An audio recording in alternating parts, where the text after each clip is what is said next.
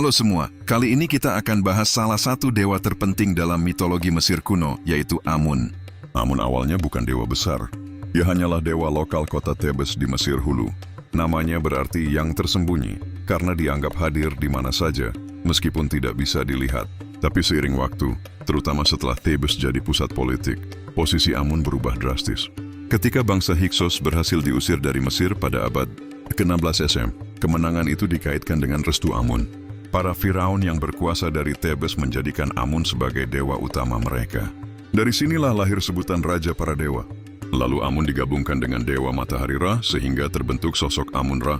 Ia bukan hanya pelindung Thebes, tapi dewa kosmik yang dipercaya menciptakan dunia, mengatur matahari, kesuburan, bahkan nasib manusia.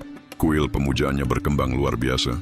Yang paling terkenal adalah Kuil Karnak di Thebes, salah satu kompleks keagamaan terbesar di dunia kuno. Setiap tahun, ada festival besar bernama Opet Festival, di mana patung Amun dibawa dalam prosesi megah dari Karnak menuju Luxor. Acara ini bukan sekadar ritual keagamaan, tapi juga ajang politik untuk memperlihatkan hubungan erat antara Amun dan Firaun. Secara visual, Amun sering digambarkan sebagai pria dengan mahkota tinggi berisi 2 bulu panjang, simbol keagungan dan kekuasaan. Kadang juga digambarkan sebagai domba jantan, lambang kesuburan dan kekuatan maskulin. Bagi para Firaun, Amun lebih dari sekadar dewa, ia adalah sumber legitimasi. Banyak penguasa menyebut diri mereka sebagai putra Amun. Bahkan Ratu Hatshepsut mengklaim dirinya lahir dari Amun agar diakui sebagai penguasa sah Mesir. Namun, pengaruh besar Amun juga membawa konsekuensi politik. Para pendeta Amun di Karnak menguasai kekayaan luar biasa, hingga kadang menyaingi kekuasaan Firaun sendiri. Inilah yang membuat Firaun Akhenaten pada abad ke-14 SM mencoba menghapus pemujaan Amun dan menggantinya dengan penyembahan Aten, dewa matahari tunggal.